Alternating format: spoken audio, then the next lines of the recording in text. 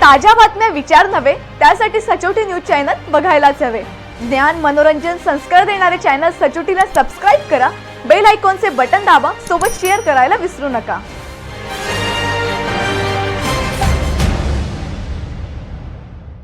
Shalarth ID घोटाळ्याच्या आरोपांनी महाराष्ट्रातील शिक्षण विभागाची प्रतिमा मलिन होत असताना आता शिक्षण क्षेत्रातील गैरप्रकारांविरोधात लढणाऱ्या संघटनांनी आक्रमक भूमिका घेतली आहे। शालार्थ प्रकरणाची निष्पक्ष आणि उच्चस्तरीय चौकशी करून दोषी अधिकारी, कर्मचारी, संस्था चालक आणि संबंधित लाभार्थ्यांवर कठोर कारवाई करावी या मागणीसाठी संघटनांच्या वतीने माजी मंत्री गिरीश महाजन यांना निवेदन देण्याची तयारी सुरू आहे। शिक्षण विभागातील गैरप्रकार वर्षानुवर्ष सुरू असताना त्याकडे जाणीवपूर्वक दुर्लक्ष करण्यात आले का?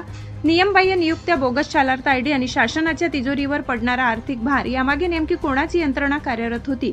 या प्रश्नांची उत्तरे आता कागदोपत्री नव्हे तर कारवाईतून देण्याची वेळ आली आहे। दोषींना वाचवण्याचा प्रयत्न झाला तर रस्त्यावर उतरू। शिक्षण घोटाळ्याविरोधात आवाज उठविणाऱ्या संघटनांची भूमिका स्पष्ट आहे। चौकशीच्या नावाखाली प्रकरण लांबवून कोणालाही संरक्षण देण्याचा प्रयत्न झाला तर तो खपवून घेतला जाणार नाही असा इशारा संघटनांकडून दिला जाणार आहे।